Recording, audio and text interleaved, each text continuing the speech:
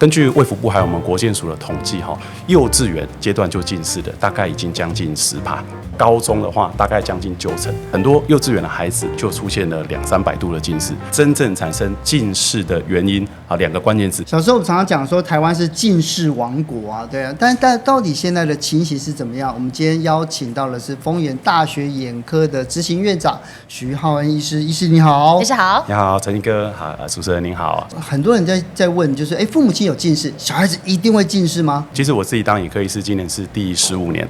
那我覺得這個近視年輕化的趨勢真的越來越嚴重。很多幼稚園的孩子來看診的時候，甚至我們一檢查下去就出現了200-300度的近視，這是以前很難想象的事情。根據衛福部還有我們國健署的統計，幼稚園階段就近視的大概已經將近10%。10個就一個，10%很多很多，而且才幼稚園而已。好，那到了國小的話，國小畢業前可能已經高達了6到7成。好，那到了高中的話，大概將近9成。80%到90%的近視幾率，所以很遠超過我們的想象。是因為讀書壓力太大造成的，還是玩太多3C 產品？我覺得都有，我觉得都有。爸媽可能很在意孩子他的一個學習，要贏在起跑點，所以其實幼稚園就開始學很多的才藝啦，或者是甚至學外語的都有。好，那另一方面就是 3C 產品的使用。可是醫生，我很好奇的是，我之前有聽過有朋友說，其實呢，如果你的度數是1.0。算是近視可是我以為1.0不是應該就是蠻清楚的一個狀態嗎？這樣子大概是25度。很多人把視力和度數搞混了。1.0這個東西是我們不是去檢查會比視力表比上下左右，很棒的那個視力1.0，但我們可以說恭喜你視力100分，有人比到120，哇，你比大部分人的視力再好一點點。好，但是很多孩子他很有趣，他的視力1.0，可是你把他抓到這個電腦驗光機上面驗的話，他有時候會出現一些低度的近視，譬如說有可能近視50到100度，他還是照樣1.0給你看。好，這個東西叫做假性近視。一剛開始的近視，其實它不會馬上讓你的視力模糊。可是如果這個時候沒發現，等到明後年的時候，很多家長就會說不對啊，我孩子上學期他視力真的1.0，我沒有騙你醫生，一個學期而已，回來之後，怎麼度數突然跑到150或200？其實他之前就已經慢慢開始在累積近視了。等到影響視力的時候，往往度數都破100了。好，那個時候就焦急，有時候就不一定來得及，有時候近視不一定回得去。像剛剛醫生所說的假性近視的狀態之下，我們還是有辦法可逆去調整它的。越早發現越好，越早發现越好。尤其是像這種視力1.0，可是有一點點近視的，基本上大部分都救得回來。好，那還有另外一個情況，就是到底他出現近視的年紀。好，譬如說我舉例來講，如果他小班近視就已經50度。跟你到了高中近視才50度，那個嚴重程度不一樣。近視發展大概是從小一開始，然後到大概16到18歲慢慢停下來。好，大部分人大概在升大學之後就停住了。好，所以如果一個孩子他越早近視，他這個近視惡化的時間是越久的。贏在起跑點，他跑得比別人遠。這真的是贏在起跑點。對啊。對，所以現在眼科醫學界有一個觀念叫做遠視儲備，我們要讓孩子盡量維持一點點的遠視。好，讓他以後不小心發生近視的時候，還有一個緩衝的空間。我們一出生都是遠視，眼，一點點遠視眼。好，大概到了中小班，還有大概75度左右的遠視。好，到了1年級，大概還有25到50度的遠視。我們希望這個遠視能夠維持的久一點點。是，對，讓他不容易那麼快的就近視。下班經濟學整理了2大迷思就是護眼的不看3C 就沒有事，和3C只有在時間跟距離就沒有控制好才會受傷。醫師你怎麼看？的確，有些家長會喊冤說冤枉大神，我真的沒有讓我家小孩看3C 產品。我說好，可是你想看我們小時候有3C 產品啊？沒有嘛？我們小時候甚至沒有手機啊。那我們小時候怎麼近視的？其實就躲在被窩裡面看漫畫嘛，或者是說看小說看到忘我嘛。好，所以其實真正產生近視的原因2個關鍵字，一個叫做長時間，另外叫做近距離。近距離什麼意思呢？大概就是一只手伸出來，大概45公分以內的距離，這個叫近距離。小朋友的手。好，近距離的時候，我們眼睛看近的東西，眼睛是在出力氣的。我們看近的東西，你可以回想一下，如果你要穿針，你眼睛要很大力啊，這個會很累。好，那一樣看手機和你看遠的東西，看手機眼睛其實是比較對焦狀態，是在出力。對，所以如果你長時間近距離用眼，這就導致眼睛疲勞，眼睛疲勞就會導致近視，是這樣子來的。那如果3C 產品還有一個更糟的地方，3C 產品的螢幕是會發光的，藍光。對，強光又再增加你的疲勞，所以如果看3C又比看書更容易近視，它的原因是這樣子來。所所以不是說沒看3C就沒事。你的孩子如果很喜歡畫畫、玩積木，好，或者是說他可能寫功課的時候姿勢趴得很低，幾乎快要爬到桌面上了，這些都是近視的原因。那有沒有一些是我们居家就可以保護眼睛的一些小黄金法则？可以教大家？的確是有。今天我們來講孩子的這個3大黃金法則。第一個就是孩子呢定期視力檢查。好，現在每個學期學校一開學都會做視力檢查，然後如果視力不良就會拿到一張通知單，叫你去眼科去做檢查，然後看看孩子的近視度數到底是多少。好，那幼稚園或者是到國小階段的話，那如果可以3個月檢查一次，那更好。好，半年有時候孩子已經度數衝到天際線去了。好，那如果3個月檢查，那更好。那再來就是3010法則。所謂的3010是說近距離用眼每30分鐘要讓他休息10分鐘。好，休息10分鐘不是說從手機換平板，平板換電視，不是，是說那10分鐘裡面讓他不要有近距離用眼，那爬起來走一走、晃一晃，甚至去活動一下、打個球什麼的回來。那戶外活動這個倒是很重要。戶外活動呢，每個禮拜累積12到14小時的戶外活動，而且是要在太陽光底下活動，要強調太陽光底下。好，因為陽光會使我們眼球視网膜裡面的多巴胺增加，這個又可以延緩近視。對。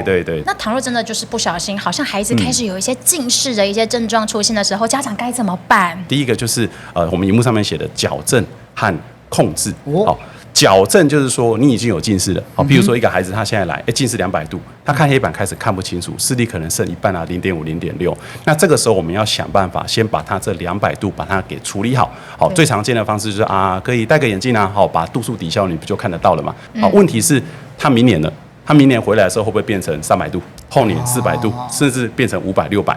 好，所以控制也很重要，也就是說，我們不只是要解決孩子現在你200度這個問題，當下讓你看得清楚，但是我還要為你想以後我要怎麼樣避免你的近視增加？是控制到底要怎麼做呢？很多的近視它的根源就來自於你的用眼過度嘛，或者是說3C產品使用啊，或是很晚睡，可能超過12點以後才睡這種。我們如果搞定了這些環境上面生活習慣了之後，那接下來我們看治療。好，治療家長們應該都比較熟悉，就是第一個最簡單就是點藥水，點散瞳。好，睡前點散瞳。我想我們很多人小時候都有點過，他點的都哇哇叫，點下去之後會模糊啊、怕光啊、刺痛啊。好，點下去之後看近的話，就像哲鑫哥剛才講，看近看不到啊。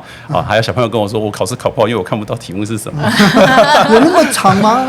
濃度比較強一點的，真的會。我會到隔天早上醒來的時候還有一段時間，甚至會持續超過24小時。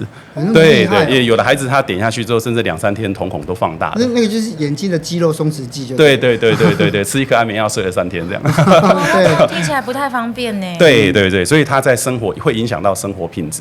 好，但是他現在有很多的濃度可以選擇。好，不過他總是會有一點點的副作用在。好，第二個大家常聽到就是眼鏡，好，戴眼鏡直接你幾度我們配幾度，我幫你抵消掉。好，可是就像剛才提到了，只是當下治療你的近視，但沒有辦法有控制的效果。好，所以也有一些新的產品叫做周邊離焦眼鏡，也就是所謂的額控眼鏡。這種眼鏡呢，它的光學設計很特殊，它就可以同時兼具有當下抵消你的度數以及抑制你的近視再增加的這個效果。好，所以這是第二種用眼鏡的方式。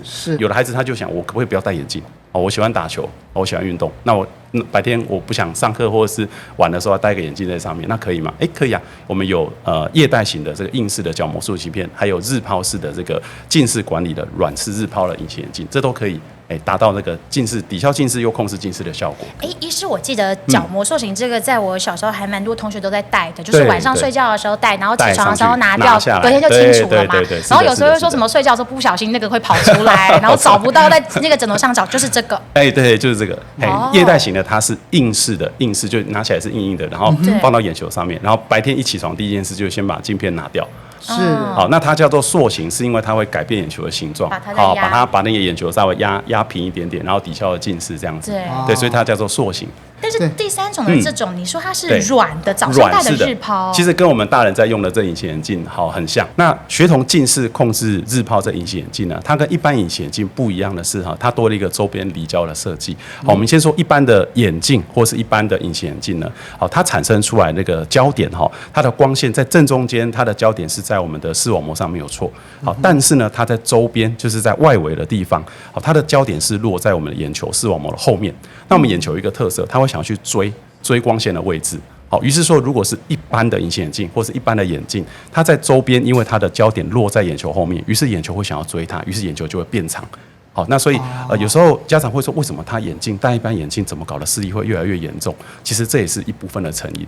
那周邊離焦這個近視控制日拋隱形眼鏡，它就是使用了周邊離焦，它把周邊的這個焦點往前拉，甚至拉到眼球的視网膜前面一點點，讓眼球想要往前追，那這樣就可以抑制了眼球，讓它不要變長，從而達到了控制近視的效果，這很有趣的設計。醫師，我想要理解一下，比如說像是我自己在戴这种一般的軟式隱形眼鏡，就像你說，我可能戴的只是有點治標不治本，我會讓我現在看得到，但是可能會再加深我的度數。但如果是戴你這種的話，就是我不僅現在看到，它還一直在幫我控制，所以我的度數就不會增加。可以這麼理解。不過呢，因為我們都已經超過18歲，我們度數我們已經沒有救了，我們已經定型了。是啊，所以這個在這個設計其實是用在學齡兒童階段。會比較有效果。那我們成年之後，其實我們的眼球基本上已經定型了。所以學齡是幾歲？定義是幾歲？學齡的話，我們是18歲以下。不過像這一種產品的話，它的使用年紀是7歲以上。很多家長會在意說，那戴上去之後，它是要戴一整天嗎？是，他要戴一整天。好，而且戴上去了之後，他到就下課之後，晚上的時候再把它拿下來這樣子。如果說要給孩子戴這樣子的日拋的話，他需要處方簽嗎？需要的，這個是算治療性的產品，所以一定需要醫師開立處方。好，另外使用這個產品，因為它跟近視的治療有關係，所以也需要規律回診，長期需要讓醫師看一下他的狀況。對。不過其實老實說，現在也蠻多家長都會覺得說近視雷射很普遍啊，那我就乾脆等到他的視力也已經到了一定的狀態了，我以後就一勞永逸，就是帶他去雷射，他也不太再會有一些這個度數的增加了嘛，那就雷射就好啦。是，這其實是一個很大的迷思哦。我先解說一下哈，它的近視會產生是因為眼球使用過度，造成他眼球前後的拉長。好，那拉長了之後呢，其實哲青哥提到的這個近視雷射，其實近視雷射只是單純把凸出來這個眼球的部分，我們稍微把它切削一下，對，修掉一下來抵消近視。問題是眼球拉長是整顆都拉長，對，所以它從裡到外，好，從像這個水晶體的結構，好，這個視網膜的結構、視神經的結構，全部都被拉長到有點變形。眼球變形之後，它會提早退化。好，所以其實在一些高度近視的人，尤其是在1000度以上的人，他很常會提早發生白內障、好青光眼、視網膜病變和黄斑部那個病變的問題。哦，对对对，所以不是說，我現在難道不能夠就以後一次做近視雷射一勞永逸，要不就回到當初了，就回春了？不是，因為你的眼球內部的形狀都已經被改變了，是那是回不去的。是，就是房子已經變形了，雖然對你只換了個玻璃，但你的房子裡面的狀況一樣是有問題的。所以你先讓它防患於未然，就是讓它從連變長都不要。對。團隊最近給哲青看了一個數字，我覺得相當的驚人哦，超過70%的你其實還沒有按訂閱。如果你一直有在收看，也喜歡我們節目的話，現在我們來按下訂閱吧。按下訂閱對你來說是免費的，但對整個下班經濟學團隊來說，有你的支持跟訂閱是這個節目能不能繼續做下去，做得更好的重要關鍵。所以醫師在臨床上有看過，就是這個高度近視造成的傷害嗎？的確是有，而且看到過非常非常的多哈。我舉一個案例好了，這位是一個1900度近視，1900度，但還不是我遇到過最誇張，遇到過2700度的。好，那這一些人他就會很容易產生這一種核心型的白內障，這個很像那個一個杏仁，透明的水晶已經變成這樣整個混濁了。是，好，那這是高度近視最常見的，就是提早產生白內障，而且這白內障都蠻嚴重，會影響到視線。好，那除了白內障之外，甚至可能也會有其他的視網膜剝離啦、黃斑部病變這些問題，這就是高度近視常遇到的一個狀況。所以醫生聽你這樣說的話，如果可以早一點及早去治療，反而可以避免後續有這麼多很可怕的後遺症出現哦。但是所有的孩子都適合嗎？大部分孩子都適合，不過呢，受限於這個產品的特性哈，所以如果近視度數高於600度以上的孩子，有可能他的那個度數會太深，而使用這個產品又不太夠用。好，目前它這個近視控制的日拋隱形眼鏡，這個它支援到的那個度數最高是600度。好，那另外如果孩子他是屬於那種非常容易過敏，經常就是眼睛紅、眼睛癢啊，好，常常會腫起來這一種，那這種接觸式的產品，不管是日拋式的、好軟式的，或者是液態型硬式的，不一定合適，還是要看孩子他的眼睛的狀況。因為我後來才知道說，原來它的專業名字叫近視管理嘛，對，近視管理。對，那這種管理的這樣子的日拋要戴多久就會有效果呢？它一天佩戴的時間最好能夠在10到12小時以上。好，讓它可以持續發揮它的那個近視的控制的效果。好，那當然它有戴就有效。如果那天沒有戴的話，其實很多的孩子們近視控制的產品都是每天使用，散瞳劑也是嘛，好，戴眼鏡也是嘛，好，包括這類型的這個產品也是。好，因為它正在發育中，每天也都在用它的眼睛，空個幾天沒有用了，它的那個近視就慢慢的又萌芽出來了。但是醫生，我想要請問一下，因為通常我們在戴軟式隱形眼鏡的時候，不是都會擔心什麼角膜透氧量啊，然後有時候會說建議隱形眼鏡不要戴太久。可是你剛剛說，如果要矯正的這樣的話，可能要戴10到12小時，是 OK 的哦。是，它的材質跟一般的隱形眼鏡材質是完全不一樣的。是，這部分因為它是專門為孩子這個需求開發的，好，所以這個東西都是可以這樣使用，沒有問題。但其他的不行哦。一般隱形眼鏡我們就很提醒孩子說，其實孩子們如果他在國小國中階段，我們會建議一般市售隱形眼鏡其實不太合適，對他們的眼角膜來說還是承受不住的。哦，醫師在臨床上有什麼樣的案例嗎？戴了這種近視管理的日拋之後，然後它的有明顯的改善？其實很多，好，這樣的案例蠻多。像在我的診所裡面，從國小、國中、高中都有。我必須先說一下哈，高度近視其實是500度以上就已經算是了。有一個族群讓我印象特別深刻哈，就是國中、高中這一個階段的孩子們。好，他們有一些人他的課業壓力開始增加，好，那變成說晚上的睡眠時間被壓縮到可能剩下5-6個小時，好，甚至睡眠時間長期都是不足的。那這樣的孩子呢，其實他的近視度數更難處理，但是他也很不得已，好，因為他也是有課業壓力的問題嘛。是。好，那我遇到過一個高中生，就是他課業壓力的問題，所以睡眠時間已經短到剩下大概5-6個小時。好，所以他之前是用硬式的這液态型的硬式的產品，但是因為睡眠時間不夠，所以他變成這個治療時間不足，隔天早上的視力可能到了中午，到下午，他就開始近視，對，就近視就跑出來，那就看不清楚了。好，所以後來我們就建議他說，那這樣可能就轉成就這種日帶式的，因為你白天你就醒着嘛，醒着的時候就幫你把這個近視度數抵消加控制。好，那他就轉換過去說，用的也非常的平順。那另外就是，如果說他在操作上面有些鏡片洗不乾淨了，好，硬式液態型的最重要就是清潔。好，如果說你的那個洗得很不乾淨，或者是磨損很厲害，好，那我們有時候也會很緊張，說這個用這樣的硬式也有點危險，那也會建議說，那你肯定要改成日拋式的，不用清洗，很簡單，當天用完就丟了，對，隔天換一片新的，這樣也比較安全。所以這些案例我覺得都蠻有意思的，也是一些很好的新的這些工具，幫助孩子們去治療他們的近視。所以最後有沒有什麼叮嚀想要跟家長分享的？就是如果孩子有這種需要的話，他應該什麼樣的認識呢？近視其實真的是預防勝於治療，防範未然。就像我們剛才提到的，只要近視的，他的眼球長度就開始在拉長，在改變。那眼球開始变形了之後呢，它就直接關係到我們中老年之後是不是容易罹患這些退化性的疾病，然後4大疾病，剛才提過什麼白內障啊、青光眼、黃斑部啦，還有那個視網膜的問題。我們現在醫學界認為，一年近視度數增加不要超過50度，我們目標是這樣其實蠻嚴格的，好，但其實上是做得到的。好，那以我自己，我家有2個低年級的小朋友，從他 baby 階段我們就養成一個習慣，反正就是孩子在家，我們盡量就不用3C 產品，來陪着他們長大。好，那所以我有時候需要躲到陽台、躲到廁所去用手機，有時候就很可愛。對，就變成我們必須要配合孩子，然後做出我們生活上面的改變。好，那另外就是剛才提到的這些定期檢查很重要，好，戶外活動也很重要，3C 產品的使用，我覺得就從生活的大小事開始做起。是，這些資訊呢，就可以給很多的家長一個正確的觀念。今天謝謝院長，謝謝你，謝謝。